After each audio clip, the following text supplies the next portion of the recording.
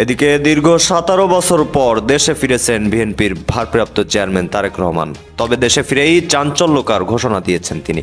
বলেছেন আওয়ামী লীগ ছাড়া নির্বাচন হবে না। অন্যদিকে ভারতের সাথে সমঝোতা করেই দেশে ফিরেছেন তিনি। আমার এই ভিডিও যখন দেখবেন তখন বাংলাদেশের রাজনীতি অনেক আগায় গেছে, অনেক কিছু ঘটে গেছে। যাই হোক, আমি তো আগে ভিডিও রেকর্ড করি, তাও আমি একটু পিছে গিয়া তারেক রহমানের দেশে ফেরার বিষয়টা নিয়ে আলাপ করতে চাই, কারণ বিষয়টা গুরুত্বপূর্ণ। তারেক রহমান তো দেশে ফিরেছেন, বিএনপি খুশি, তার সাথে বেশি খুশি ইন্ডিয়া। আমি মেনে মেনে করছি না। ইন্ডিয়া টুডে একটা বিশাল ফিচার ছাপিছে। দেখেন কেন তারেক রহমানের দেশে ফিরা ইন্ডিয়ার জন্য খুশির খবর। তারাই লিখিছে, Khaleda জিয়া's son in Bangladesh after 17 years.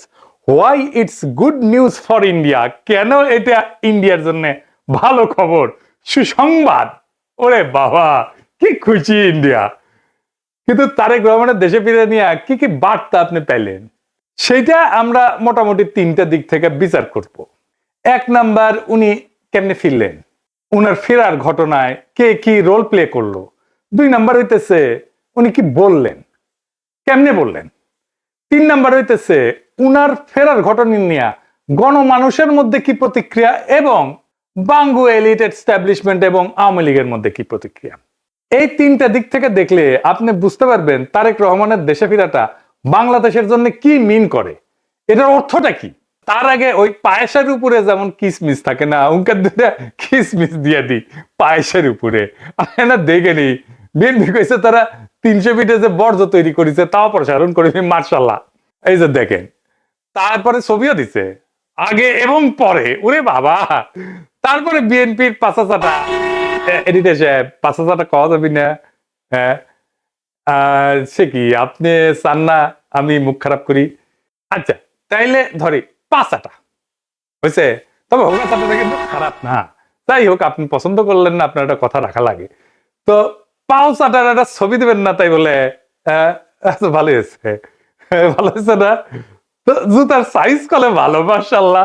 অনেকে সেট পারবি, জায়গা আছে অনেক সামনে, ইনকা করে। তো তারেক রহমানের ইনকাটা জুতা কিনে দিয়ে বিএনপি কইছে পরিষ্কার করিছে, আর বন্ধের আলো কইতেছে আম্বা। ওই একই কথা। গণসংবর্ধনার পর 300 ফিট সড়কের বর্জ্য অপসারণ করলো ঢাকা উত্তর বিএনপি। তো আসেন না বিএনপি রেডিও, ওটা তো ছবি দেখলেন, স্টিল ছবি, একটা ভিডিও দেখেন বিএনপির কর্মীরা পরিষ্কার করছে, ভালো লাগবে না? দেখেন 26 তারিখ সকালে 300 ফিট এলাকায় গিয়ে দেখা যায় জমে থাকা ময়লার স্তূপ পরিষ্কার করছেন ঢাকা উত্তর সিটি কর্পোরেশনের পরিচ্ছন্নতা কর্মীরা। বিএনপির অফিসিয়াল পেজ থেকে দাবি করা হয়েছে ময়লা পরিষ্কার করছে, সমস্ত ময়লা পরিষ্কার করছে বিএনপি, কিন্তু আসলে না, কথাটি মিথ্যা। পুরো অংশের অধিকাংশ অর্থাৎ 90% বর্জ্য ময়লা পরিষ্কার করেছে ঢাকা উত্তর সিটি কর্পোরেশন। দেখেছেন কারা করিচ্ছে পরিষ্কার? 148 টন বর্জ্য পরিষ্কার করছে সিটি কর্পোরেশন। কেমন ধাপ্পা দেয় দেখেন। একটা জিনিস দেখবেন, আর একটা কিসমিস, পায়েসের উপরে কিসমিস। পায়েসের উপরে একটা কিসমিস দেওয়ার ছবি দেখার, এটা মিষ্টি দেখে এটা মনটা ভালো হবি। একটা জিনিস দেখেন, মিটিং শুরুর আগে স্টেজের সামনে বোতল সুইরা T20 খেলিচ্ছে, দেখেছেন? কেউ থামাইতে পারতেছে না। পারলে নেতাদের মারে। বড় দল হয়ে করবে কি ওরা? নিজের দলে তো কোনো শৃঙ্খলা নাই, রাষ্ট্র চালাইবে, মিটিং সামলাইতে পারে না। তারপর নিজের দলের মিটিং, তার নিজের দলের কর্মী তাদের। তো যাই হোক, আলোচনায় আসি। প্রথম পয়েন্ট, তারেক রহমান ফেরার ঘটনায় কে কি রোল প্লে করলো। তারেক রহমানের মূল সিকিউরিটি দিল কে, বলেন তো? কে দিল? এটাই হইতেছে কে কি রোল প্লে করলো। এটা একটা বিশাল বার্তা আছে বলে। সেনাবাহিনী কোন স্পেশাল ফোর্স না, র্যাব না, পুলিশ না, এসএসএফ না, পুরা দস্তর সেনাবাহিনী। এই জায়গাটা খেয়াল করবেন। স্বরাষ্ট্র মন্ত্রণালয়ের নিরাপত্তা ব্রিফিং আপনি পাবেন সব জায়গায়, কয়া হয়েছে এটা সিভিল ফোর্স করবে, কোথাও সেনাবাহিনী মোতায়েন করা হবে বলা হয়নি। এটার দায়িত্ব ছিল ডিএমপির। দেখেন ডিএমপির ব্রিফিং দেখেন, 2000 পুলিশ সদস্য মোতায়েন থাকার কথা ছিল। পুলিশ দেখেছেন অল্প কিছু দেখতে পারেন, দেখেন নাই। মূলত চারিদিকে ঝাঁকে ঝাঁকে আর্মি। দেখেন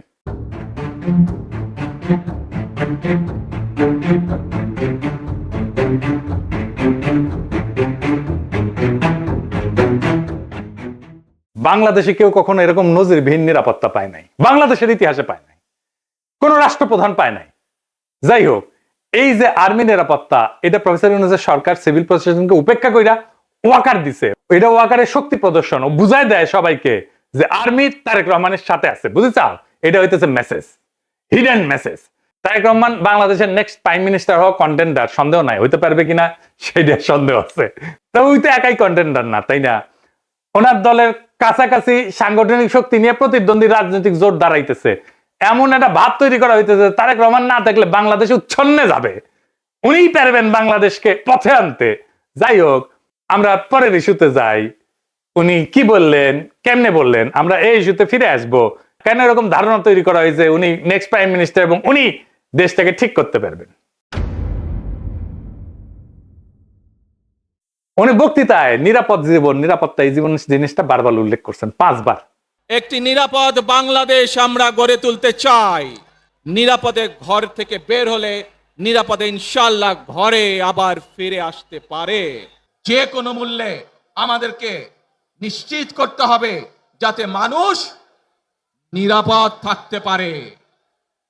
শিশু হোক, নারী হোক, পুরুষ হোক, যে কোনো বয়স, যে কোনো শ্রেণী, যে কোনো পেশা, যে কোনো ধর্মের মানুষ যেন নিরাপদ থাকে, এই হোক আমাদের চাওয়া। আজকে বিগত 15 বছর স্বৈরাচারের বিরুদ্ধে শত শত হাজারো গুম খুনের শিকার হয়েছে শুধু রাজনৈতিক দলের সদস্য নয়, নিরীহ মানুষের প্রতিবাদ করতে গিয়ে অত্যাচার নির্যাতনের শিকার হয়েছে, জীবন দিয়েছে। আবারও সকলকে যে কোনো মূল্যে দেশে শান্তি শৃঙ্খলা রক্ষার আহ্বান জানিয়ে যে কোনো বিশৃঙ্খলাকে পরিহার করে ধৈর্যের সাথে মোকাবেলা করার আহ্বান জানিয়ে আমার বক্তব্য শেষ করছি। এটা কোনো দুর্ঘটনাবশত কাকতালীয় ঘটনা না, এই বারবার ফিরে আসা। এইটা সেন্ট্রাল থিমেটিক অ্যাঙ্কর তার বক্তৃতার। পুরা বক্তৃতায় ছড়ায় থাকা কোর মেসেজ। এটা শুধু একটা কথার কথা না, পুরা বক্তৃতার একটা নৈতিক ফ্রেম এই নিরাপত্তা, মানুষের নিরাপত্তা। ভাষণের প্রধান নরমাটিভ ক্লেইম মানুষ যেন নিরাপদ থাকে। নরমাটিভ ক্লেইম কারে কয় জানেন তো? জানেন অবশ্যই, তাও কই আর কি। নরমাটিভ ক্লেইম বলতে বোঝায় এমন একটা বক্তব্য যে যা কি হওয়া উচিত, কি করা উচিত, বা কোনটা নৈতিকভাবে সঠিক বা ভুল, এই প্রশ্নগুলোর উত্তর দেয়। এটা কোনো বাস্তব বর্ণনা না, এটা মূল্যবোধ, নৈতিকতা এবং আদর্শ নিয়ে কথা বলে। নরমাটিভ ক্লেম সবসময় এরকম হওয়া উচিত টাইপের দাবি, এবং এই নরমাটিভ ক্লেমের বৈশিষ্ট্য সত্য মিথ্যা দিয়ে যাচাই করা যায় না। এটা নৈতিক, রাজনৈতিক বা সামাজিক মূল্যবোধ প্রকাশ করে। এইগুলা নীতি নির্ধারণে ব্যবহার করা হয় এই শব্দটা। উচিত, দরকার, ন্যায়সঙ্গত, অন্যায়, ভালো, মন্দ, এগুলো হইতেছে নরমাটিভ ক্লেম। যেমন ধরেন, আমি যদি বলি রাষ্ট্রের দায়িত্ব নাগরিকদের নিরাপত্তা নিশ্চিত করা, এটা নরমাটিভ ক্লেম, বুঝাও।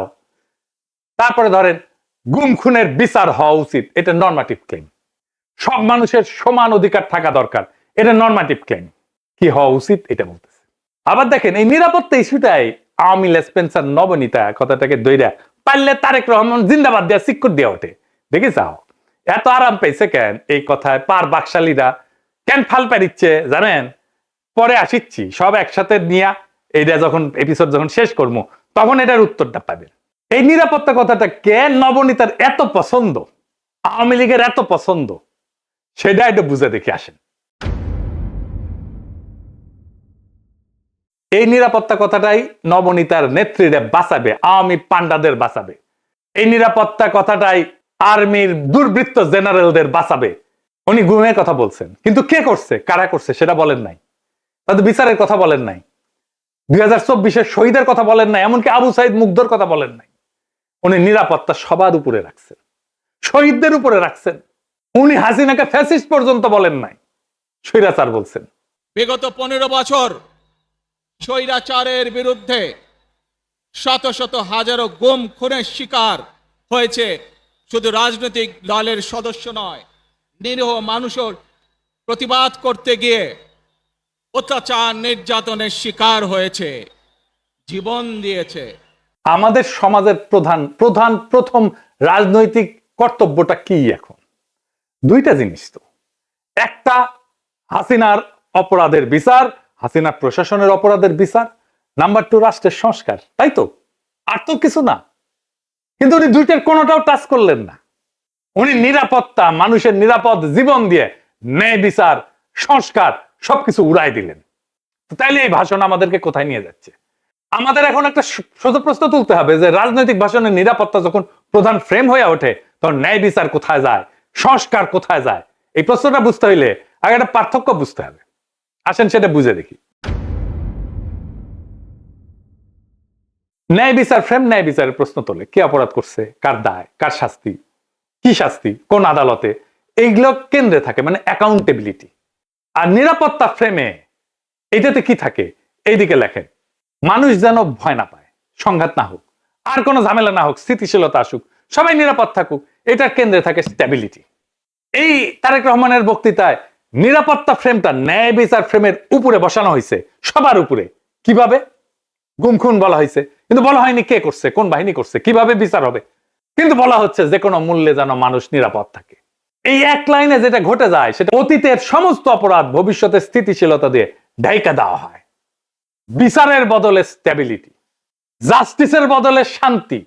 এটাই জাস্টিস, ন্যায় বিচার, বিচারকে ডিনাই করার কৌশল। বিচার সংস্কার এটা যদি কেন্দ্রীয় কথা হইতো, তাইলে বিচার, দায়, ট্রাইব্যুনাল, সংস্কার এগুলোই মূল বক্তব্যের বিষয় হতো, বারে বারে আসতো।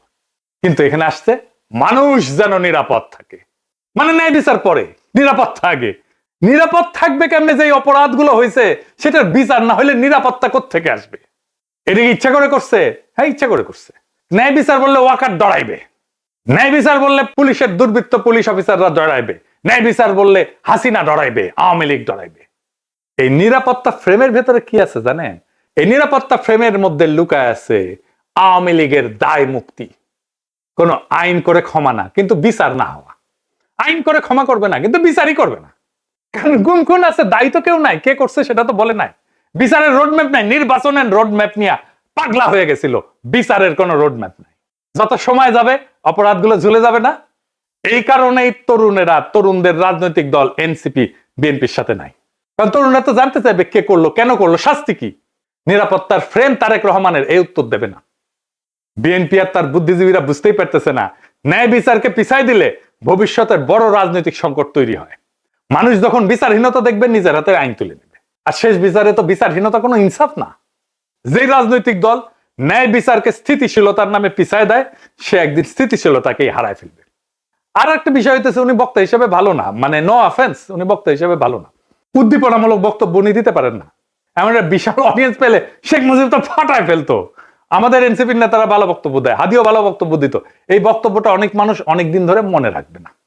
এই বক্তব্য অনেক দিন অনেক মানুষ মিলে শুনবে, এটা হবে না। এইবার আসেন দেখি ওনার ফেরার ঘটনা নিয়ে গণমানুষের মধ্যে প্রতিক্রিয়া কি।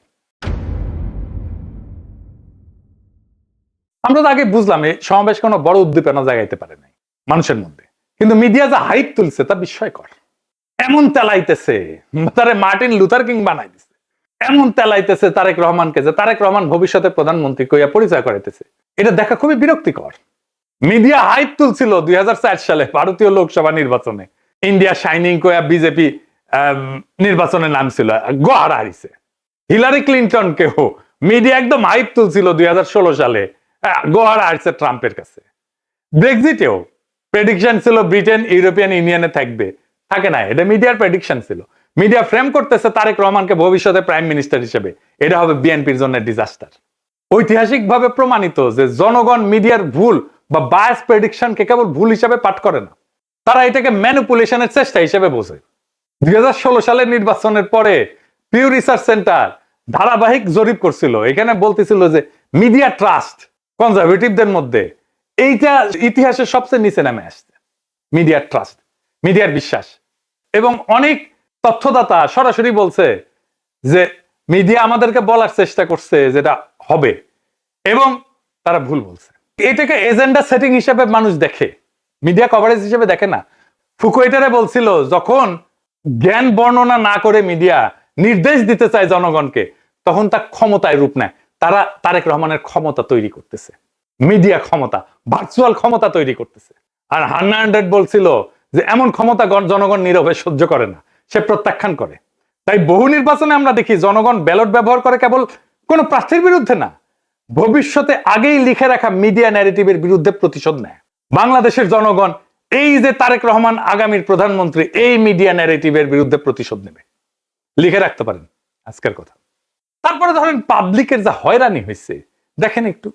দেখেন কি পরিমাণ লোক এয়ারপোর্ট থেকে সবাই লাগেজ মাথায় করে কিন্তু বের হচ্ছে। দেখেন, আপনারা দেখলে অবাক হয়ে যাবেন যে শত শত না হাজার হাজার লোক আটকে পড়েছিল, যারা প্রবাস থেকে বাংলাদেশে আজকে আসছে বা কালকে রাত্রে যারা আসছে বের হয়ে যেতে পারছে, আজকে যারা আসছে সহজে কিন্তু সকালবেলা বের হতে পারে নাই। এখন তারেক রহমান সাহেব বের হয়ে গেছে, সবাইকে বের হওয়ার ব্যবস্থা করছে এবং সবাই বের হয়ে যাচ্ছে। আরেকটা হয়রানি দেখেন পাবলিক কি করছে।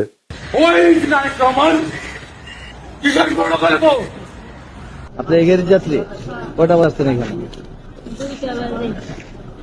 আপনার অনুভূতি কি? মানে এই যে 2টা বাজে আসছেন, এখন 6টা বাজে। খারাপ লাগছে, মনে হচ্ছে লোকটাকে পায়ে জুতা দিতে। খুবই কান্না পাচ্ছে, খুবই কি বলবো, ভাষায় প্রকাশ করতে পারতেছি না।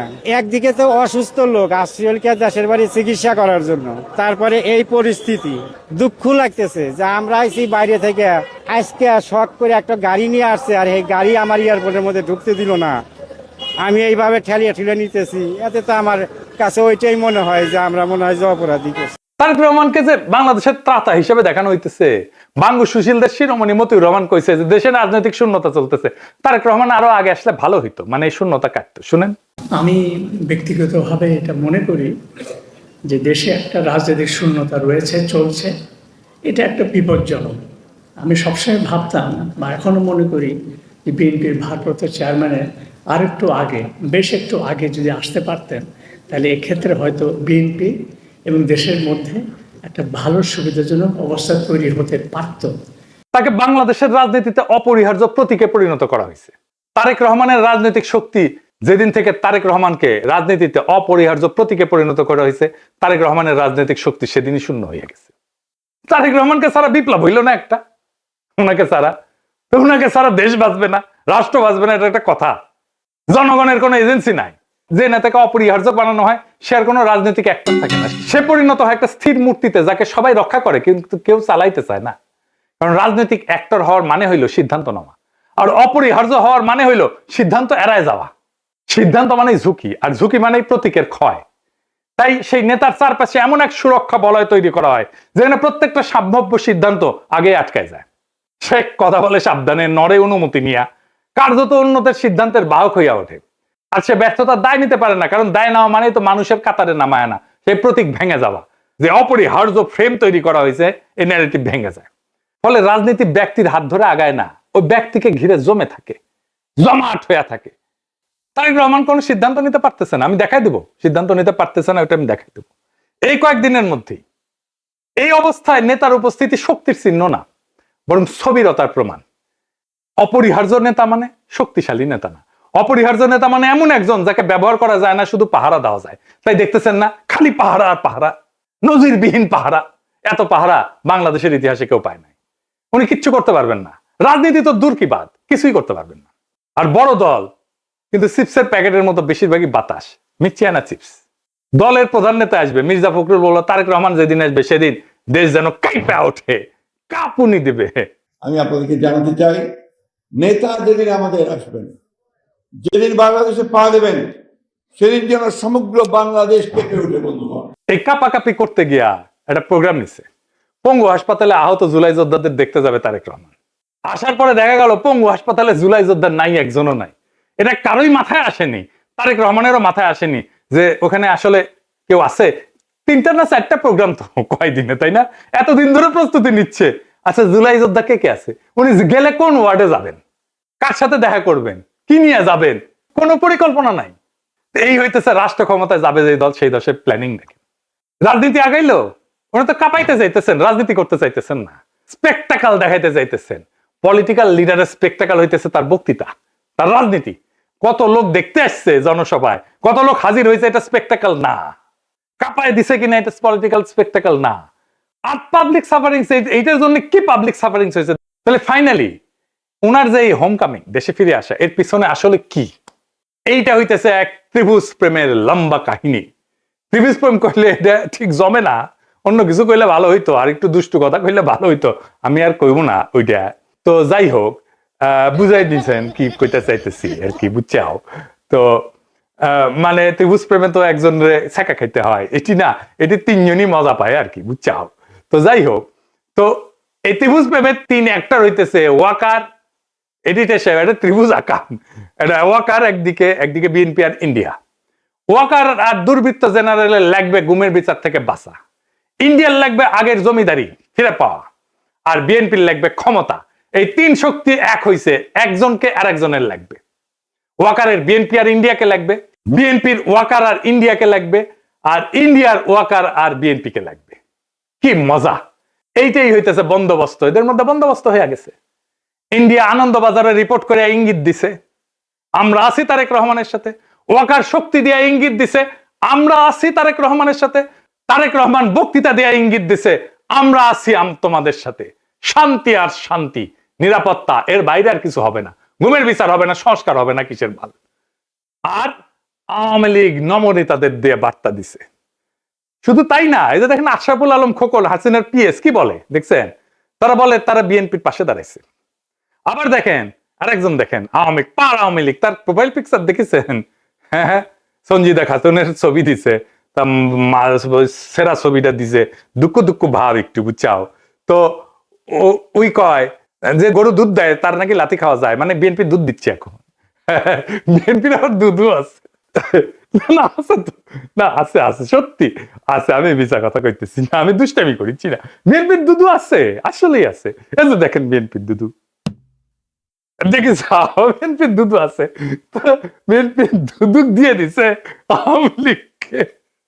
যাই হোক, আপনি কিছুদিন পরে দেখবেন পার নাস্তিক গুলা দাঁড়াইতেছে বিএনপির পাশে এবং তারা বলতেছে আমরা বিএনপি কে ভোট দিব। আমি দেখাই দিব, বলতেছে তারা পার নাস্তিক, যাদেরকে ঘৃণা করেন আপনারা। বিএনপি কে ক্ষমতা আনার জন্য এই সবগুলো শক্তি এক হয়েছে। কেন্দ্র দখল করবে, প্রশাসনকে কাজে লাগায়, পুলিশকে কাজে লাগায়, গুন্ডা আর হুন্ডা দিয়ে নির্বাচন হবে, আর্মি বসে থাকবে, অথবা আর্মিও পিটাবে পাবলিককে, ব্যালট বাক্স লুট হবে। আওয়ামী লীগের পুরা সংগঠন বিএনপির জন্য কাজ করবে, টাকা আসবে, খালি টাকা আর টাকা, লুট করা টাকা ফেরত আসবে কিছু। নির্বাচন প্রচারণার জন্য এই 4 বান্ডেল দিলাম, ব্যানার পিস্টন করার জন্য। আর এটি লাগাইবা শুধু মোটরসাইকেল বহরের জন্য, মোটরসাইকেল নিয়ে আসবা 7টা, ঠিক আছে, দেখিনে নিয়ে আসবা। আর এটি রাখো শুধু নির্বাচনের দিন চা সিগারেট খাওয়াইবা মানুষকে। আর এই 7-8 বান্ডেল যেটি আছে, সকালবেলা সীসা খাইবা, হ্যাঁ সীসা খাইবা বৈশা। আমি পাস করবো না, সমস্যা নাই। সেই টাকা বিএনপি নির্বাচনের জন্য কাজে লাগবে। এই জন্য খোদা বক্সকে সরাই দিছে প্রফেসর ইউনূসের সরকার। প্রশাসন, পুলিশ, জেনারেলরা মাথায় রাখেন, এই নির্বাচন আমাদের আজাদির নির্বাচন। সংসদের কাজ রাষ্ট্রে ইনসাফ কায়েম করা। আমার আগের ভিডিওটা দেখে নিয়েন, বিস্তারিত আলাপ করছি কিভাবে সংসদ আইন তৈরির মাধ্যমে সমাজের মাঝে থাকা ইনসাফের ধারণা রাষ্ট্রের আইনের মধ্যে ঢুকে দেয়, রাষ্ট্রকে ইনসাফমুখী করে তোলে সংসদ। এই ইনসাফের রাষ্ট্রই আমাদের আজাদির দিকে নিয়ে যায়। আমাদের প্রত্যেকটা ভোটকে আমাদের মাঠে রক্ষা করতে হবে। প্রশাসন যদি গণরায়কে ছিনায় নিতে চায়, তাহলে ভোট ডাকাতদের এইবার বিতাড়িত করব বাংলাদেশ থেকে। আর এইবার প্রশাসনের, পুলিশের কাউরে যদি পক্ষপাত করতে দেখা যায়, কোনো মাপ কিন্তু নাই। আগামী সরকার বিএনপির হবে না, প্রফেসর ইউনূসের সরকারের মতো ধ্বজভঙ্গ সরকারও হবে না। তাই খুব খেয়াল, ভোট রক্ষার লড়াইয়ের জন্য তৈরি হন। এইবার ভোট দিলেই হবে না, কেন্দ্র পাহারা দিতে হবে, প্রত্যেকটা ভোটকে আমাদের রক্ষা করতে হবে। আর এক নতুন ভোট আনার লড়াইয়ের জন্য তৈরি হন। ইনকিলাব জিন্দাবাদ।